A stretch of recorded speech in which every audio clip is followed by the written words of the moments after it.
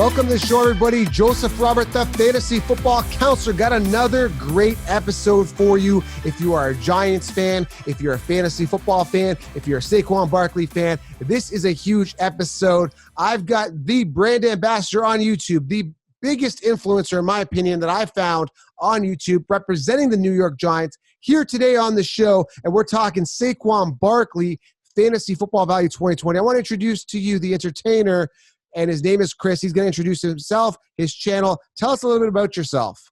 Man, I really appreciate the nice introduction, man. Thank you very much. Yeah, as far as the channel name goes, like I told you before we went live, it was just kind of something that on a whim wasn't very well thought out. But I am a huge New York Giants fan. I'm a huge New York sports fan. But obviously my channel centralizes on the Giants. I do a little bit of Knicks and Mets when I can. Unfortunately, yes, I picked the Mets over the Yankees when I was a child. But I'm a huge Giants fan. My channel is all things Giants, all day, every day. Two, three videos a day, a lot of live streams. And yeah, I try to keep the as well as myself with all the research I do, myself informed. But everybody watches my channel, and just trying to create a family atmosphere with a New York Giants community. Me being an outsider, I grew up in the Northeast, Buffalo area, Toronto, that area. I want to ask you, though, I'm curious here, your opinion. How does that divide happen? How do you decide whether you're, and I don't know this, maybe this is an obvious type of thing. How do you decide Jets or Giants? How do you make these decisions? It's a great question. I actually grew up on Long Island, and Long Island is probably split. There's definitely more Jet fans, I feel like, on Long Island than anywhere else in New York. If you go to the city, if you go upstate, that's heavy Giants country. Obviously, the further upstate you go, you're talking Buffalo Bills. But to be honest with you, the first player I fell in love with was Tiki Barber. I was a big football fan growing up as a child, but I wasn't like dedicated to a team probably till I was about 12 years old. And I fell in love with Tiki Barber, named my dog after Tiki. And then Eli Manning just put me over the top. Eli Manning's my favorite athlete of all time, and made me a dire Giants fan ever since. Yeah. Wow, very interesting. Eli Manning. You don't hear too much. He's kind of, I hate to say this. He's great, Super Bowl winner, but he kind of lives in the shadow of Peyton Manning a little bit. Don't you agree? Yeah, Eli Manning is like, to a New York Giants fan, at least me, he's like that little brother that everybody picks on. Right. And you feel like you have to go to bat for him because he's brought me, as a sports fan, my two greatest memories of my life. I mean, obviously the comeback against New England the first time and then winning the second Super Bowl, and the way he played that entire year was incredible. I'm a huge Eli guy, not just for what he does on the field, but what he does off. I thought the way he handled the New York media, you couldn't do it any better. I mean, the guy's a class act. Right. Well, we're not going to focus too much on quarterbacks. I'm glad we talked about that bit. I want to hone in on Saquon Barkley because I want to tease the fan base. I want them to subscribe, leave a comment below in regards to if you're going to draft Saquon Barkley after this conversation we're going to have here. And, really interact, guys, and because I'm going to bring him back and talk about other things with the Giants. And today I just want to specifically focus on Saquon Barkley, so I'm going to get to that. Saquon Barkley is a guy that I have right now as my first overall pick in fantasy football. Now, people think I'm crazy. Why is it not CMC? Well, I'll tell you a couple reasons. Number one, CMC. Now, do you play fantasy football, Chris? I do. I used to play it a lot. Ever since this YouTube channel, I don't play it as much, but I'm very familiar with fantasy football, yeah.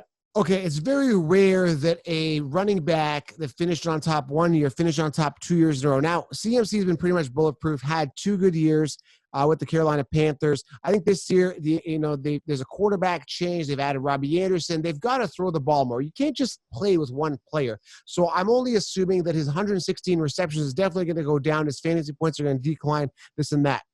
The last time anyone finished 2 years in a row, number one in fantasy points was like Priest Holmes in like 2002. So we're looking at this year, and I'm looking at Saquon Barkley's stats. I got him right in front of me here. I mean, phenomenal year. Over 1,000 yards rushing season, 4.6 yards per carry, 6 touchdowns, 217 attempts, and he only played 13 games, finishing 10th. He still finished top 10 in PPR with the injury and missing the games. And we know – you're probably going to say, yeah, that's true. Hopefully you do. But bad O-line and the new quarterback coming in and no receivers. Yeah. Do you agree that, it was a tough situation for them? Like, I mean, still a bad O-line. You're shaking your head here. Yeah, no. The O-line's been atrocious. It's gotten better, as crazy as that sounds. The O-line was actually better last year. I just did a video on this. I think they were ranked 25th in run blocking last year and 17th in pass protection. The year before his rookie year, they were actually 29th and I believe like 20th. So they actually got a little bit better, as crazy as that sounds. But Barkley was banged up all of last year. Even when he played, I went to the Jet game last year. He had 1 yard. He was just not the same player until the last 3 or 4 games of last season. The other thing I'm going to talk about with McCaffrey, new coach. You don't know the type of offense they're going to implement there, right? They lose Ron Rivera. But as far as the Giants goes, they bring in Judge. Everything that I've heard about from Judge seems like he's an old school mindset. I think he's going to be a guy that wants to ground and pound. They obviously bring in Garrett. That was the philosophy there with the Dallas Cowboys. So everything to me points to a second-year quarterback in a new offense. You're going to want to try to baby him a little bit. Everything to me points to that they're gonna focus heavily on Saquon Barkley this year. I expect the offensive line to be improved. They brought in Cam Fleming, who's okay, but I think they'll spend either their first or second-round pick on a tackle or a center. So I think the offensive line will be a little bit improved. And I just think the Giants brought in really good coaches. Like Mark Colombo is one of the better offensive line coaches in football. You see what he did with the Dallas Cowboys when he took over full-time in 2019. They went from about the 15th ranked, the middle of the pack in terms of run blocking to second in the entire league. So I expect the coaching to improve the Giants offensive line, which of course will help Saquon Barkley. So because of all those factors, if Barkley stays healthy, I think he's going to have a monster season. I'd be surprised if he has less than 2,400 scrimmage yards if he plays the entire year. A lot of questions for you, okay? So first and foremost, is Dion Lewis going to be a thorn in the side of Barkley, or was he just added on strictly as depth? I think he was added on as depth. I mean, the guy, you look at Dion Lewis, I think he's going to be 30 this year. He's coming off a year where he only averaged, I think, 3.8, 3.9 yards a carry. Right. He's a guy that he could be a third down back here and there, but Barkley's the guy. The one thing about the Giants that I've expressed consistently for the last couple of months, they have not done a good job of providing depth for Saquon Barkley. Wayne Gallman has fumbling problems, hasn't gotten it done. So I think that's why they bring him in. Obviously, he has a connection to Joe Judge, but I don't expect him to have more than 8, 9 touches a game. I think Barkley still gets his full allotment of touches. Just to get Saquon if he needs to catch his breath after a long run or something like that, right? Yeah. He'll step in on like a third and long here and there, but overall he's not going to take much. That's really reassuring. Now, in the news, because I follow a lot of the news and I follow kind of like, character personalities and work ethic, and you maybe know a little bit more about this than I do, but because of the injury, I think Saquon had come out and said he was a little disappointed with his performance. Like he wanted more out of himself, right? Didn't he say something in the news about that? Like he wants to like 10x it next year or something like that. Saquon Barkley, that's why I'm wearing his jersey. He's my second favorite athlete of all time. I love Saquon Barkley, and everything you see about Barkley now in the offseason, the guy's killing it. I mean, he always kills it, but there's videos of him doing like, I don't know, he's got like, I don't know how much weight, but it's like 10, right. His squats and everything. He's in better shape than he's ever been. I think he's going to be even more committed than he's ever been. The other thing I want to point out, you look at some of these top-tier running backs. A lot of people say wait till the 5th year. Well, look at Zeke. Zeke got paid after 3 years. They gave him his extension. Same thing with Todd Gurley. Obviously, he got hurt. But Barkley's now in his 3rd year. He's going to look at this as an opportunity to potentially get an extension for a second contract this year as well. It's something that I've talked about that I think the Giants should do, because we all know that the salary cap goes up every year. The sooner that you can get this guy on the second contract, the better. For that reason alone, that the cap is going to go up the next 2 years. But even more importantly, you're only going to be paying him till the age of about 28 at a prime rate, which is when running backs start to tail off. I think Barkley knows that. That's even more of an incentive for him to go out there and kill it this year. Right. Now I'm good friends with Walter Football. Have you heard of Walter Football? He's got this archaic site for football. He's a beast. Been at this for a long time. I'm looking at his mock draft here. He's projecting the Giants at the 4th pick up Tristan Wirfs, the offensive tackle from Iowa. Are they going to? Do you agree with this pick here? That's funny that you're friends with him. I go to him for a lot of my mock drafts. Walter Football. It's a great website. Yeah. I don't know. It's kind of torn right now. Half the Giants fan base thinks and wants Simmons. Half the fan base wants an offensive tackle. I like Wirfs a lot. Wirfs to me has a lot of upside. He's not as technically skilled as Wills or probably Andrew Thomas, but he killed it at the combine. And if there's one guy that would fit very well with Saquon Barkley, it would be him. A guy that could get out in space. He ran like a 4.8, 5.40. I think about screen passes to Barkley with an athletic lineman like him being out in front. If they take a lineman, it's only going to help Barkley that much more. But, yeah, Wirfs could certainly be the guy for. I'm kind of like excited. Like, I don't know. I'm about Daniel. I don't want to go off on. We're going to get back to Saquon in a second. I'm just thinking offensive tackle, protecting. You want protection for Daniel Jones. Daniel Jones, I'm kind of giddy about him as a backup quarterback with a ton of upside. He's kind of a sleeper I got for quarterback. Do you think, again, we should save this for another episode, but I'm too excited. I got to ask this. Is he the real deal? Is this a guy that is going to be the franchise guy? Is he top tier? Is he that special talent that could really do it for the Giants? Or is he kind of like fool's gold? He's going to be like a Ryan Tannehill was with Miami. They tried. He just basically like a hamster in a wheel. What is he the real deal? I try to be as unbiased as I can when it comes to the Giants on my channel. It's too early for me to tell, to be completely honest with you. Daniel Jones last year showed spurts where I'm like, holy hell, we've got something here. And then he showed spurts. He obviously had 12 fumbles. He had the fumbling problems. He's not the best at pre-snap, reads, which is what I think some of the struggles to the offensive line was definitely a part of. Because if you go back and look, first 2 weeks of the season, the Giants actually had one of the top 3 or 4 offensive lines in football in terms of the rankings when Eli Manning was behind center against 2 very good defenses, the Bills and the Cowboys. He then comes in, the offensive line struggled mightily. I think that had something to do with it. A guy, I think they threw him into the fire a little too soon, but that's common for a rookie quarterback. But in terms of the physical attributes, I actually think the Tannehill comparison is pretty solid. I think he's got a higher ceiling than Tannehill, but a lot of people compared him to Tannehill coming into the league. I see it. They're both mobile. They both have a pretty good arm. And I always thought Tannehill was better than what he showed in Miami. They didn't have a great coach. They didn't have a great, supporting cast. But, yeah, I think Jones could definitely be a top 10 quarterback in the league. No doubt about it, if the Giants support him with the right cast. And the good news is I think they're starting to do that. I think they're going to pay heavy attention to the offensive line. They've got Barkley.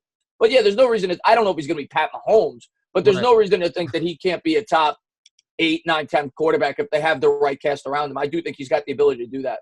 Right. Now, again, going to the draft, we're going to get back to Saquon. I'm going off on tangents here, but how urgent is it? And I think it's pretty urgent. I'm not even a Giants ambassador here or anything like that, or an analyst, but how urgent is it that they need a wide receiver right now? Probably like super bad, right?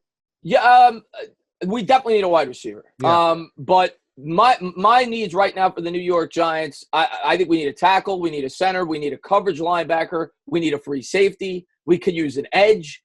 And we definitely need a wide receiver, but I think those other areas you could probably say it's the 4th or 5th biggest need. Darius Slayton was actually a really good receiver for the Giants last year when he got the opportunity. He took off in the second half. Shepard's got to stay healthy. When Shepard's healthy, he's a good receiver. He has concussion problems. And Golden Tate, good slot receiver, doesn't create a lot of separation. To me, the receivers this year on the Giants, I do think that they'll add a receiver probably in the 4th or 5th round because it's a very deep class and they could use a tall threat. They don't really have any tall options. Slayton's at 6'1". He's really their tallest guy. But in terms of the weaponry for the Giants this year, I think it's going to be pretty much status quo. And it's going to come down to whether or not they can stay healthy. Evan Ingram's hurt all the time. Right. If Ingram and Shepard could stay healthy, I think they have at least average weapons for Daniel Jones, especially when you factor in Saquon Barkley. But it's going to come down to health. If they're going to bring in a big impact wide receiver, I think it'll be in the following year's draft. I think they have too many pressing needs at more important positions. Really good insight. Thank you. Okay, back to Saquon Barkley here. Now, the way I look at it, CMC had around 470 points. Saquon obviously didn't play the whole season. Saquon's got such a high ceiling. I'm just really, really excited about him. Again, do you, in your opinion, do you believe that Saquon could easily be the first overall pick in fantasy? I think he should be. I'm not just saying that as a Giants fan. I see that the offense the New York Giants are implementing here, I think Saquon Barkley is going to get a ton of touches, and I think he's going to come in extra motivated. I think Barkley's going to have an even better year than his rookie season, and I think he's going to have a coach that commits more to the run than Pat Shurmur did. I think Barkley's going to have a mega year for the Giants. I think he should be the number 1 selection. 52 receptions, 2 receiving touchdowns. Not bad. Again, the shorter schedule. He didn't play the full season. Is he going to be used more as a receiver this year, in your opinion? It's a great question. Yeah, I think he's definitely going to have more than 52 catches if he plays 16 full games and he's healthy. Yeah. I don't know if he'll match the 90 catches that he had in his rookie year because it's a different type of offense. I think it's an Air Coryell system, what Garrett brings, it's going to be a lot more throws down the field. Shurmur had more of a West Coast style offense, short crossing patterns, 5, 6, 7 yard routes, which is probably better catered to a guy like Saquon Barkley in terms of the pass catching game. Not to mention Eli Manning liked to check it down a lot later in his career. Jones seems to be the type of guy that likes to take more shots. And that was one thing people talked about last year, that him and Barkley didn't have great chemistry in the passing game. I do think Barkley will definitely be more involved than last year. I don't know if he's going to match the 90 catches from his rookie year. Yeah, 91 plus catches. That's crazy first year. So again, I just think that he's going to be fired up. He's going to be not angry, but he's just got, a chip on his shoulder. Like, last year wasn't that good.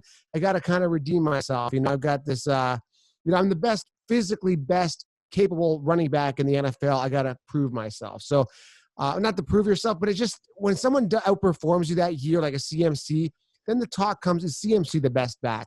And then, guys like, Saquon, that no, I got to do it. And then they step up again. I think that's going to be a big driver for him this year. And I think Daniel Jones has a lot to prove. And I think the Giants have a lot to prove this season, man, to get back in this. I'm excited, man, for Saquon Barkley this year. I really do think he's going to have a big year. And I think the way that I expect them to use him, I actually think he's a sleeper. I'm not picking the Giants to make the playoffs by no means. I think they're a 6 or 7 win team. But if they were ever to make the playoffs this year, I would think Barkley is going to be one of the front runners for MVP. Because for the Giants to make the playoffs this year, they're going to need to rely heavily on Saquon Barkley, not just for the offense, but for the defense as well. You want to play clock management to keep that defense fresh. And if they're able to do that, which is what I think the vision is for the New York Giants, maybe it won't happen this year, maybe it'll be next year, you're going to have to rely heavily on Saquon Barkley. I think Barkley, if they even sniff the playoffs, will be an MVP consideration. Right. Well, guys, there you have it. I believe as of right now, beginning of April, very early. I know this is the dead time of the season. I remember when I was, before I got into doing this, I was a diehard fantasy football fan. I played a lot. And me as a diehard didn't really start looking at fantasy till like May. And I was like a hardcore guy. I'm hoping the season happens this season. I hope everything goes well. I'm hoping that Saquon does, finish with top tier numbers. I love him, predicated he stays healthy. I want to see what happens in the draft. And that's when I really get serious with my rankings. Because then after the draft, I get to look at depth charts. I look at the moves. I look at improvements. I look at everything kind of falls into place for a fantasy perspective after the NFL draft. So, again, I'm really excited about Saquon this year. And I really appreciate you coming on the show and giving us that inside information and reinforcing my thoughts here. Hey, man, I appreciate you having me on, man. I had a blast. Always love talking Giants football. And, yeah, man, if there's one player that you can be sure about on the Giants, it's Saquon Barkley. It's pretty much everybody else that you got to question. But I just hope the wide receiver and O-line issue is fully addressed because, again, I don't want to see him facing these stacked boxes. And I want him to be able to run freely. Free Saquon Barkley this season. Yeah. I can't wait to see it, man. He's my favorite player, and I'm with you, man. I would rank him number 1 as well. I think he's going to have a big year. But you're right. I mean, definitely another threat on the outside would make it so defenses can't stack the box. And we'll see. A lot of it also will come down to the coaching staff. Is the coaching staff going to implement a better offensive scheme this year to make Barkley, more effective? So a lot of questions need to be answered. Well, thanks for being on, everybody. Make sure you guys leave a comment below. Are you drafting Saquon Barkley first overall? Smash the thumbs up. Make sure you subscribe. And, of course, follow the Entertainah, Chris. He is the source for everything Giants. You cover everything, right? Giants? Anything Giants, I'm going to cover it, man. Draft, free agency, anything offseason, OTAs, mandatory minicamp. Come to the channel. Yeah, he's the beast on YouTube for anything Giants. Check him out. The link here's below. And again, thanks, Chris, for being on, guys. And we'll have you on again, Chris. We're going to have to get you on again. Looking forward to it, buddy. Thanks, everybody, and we are out.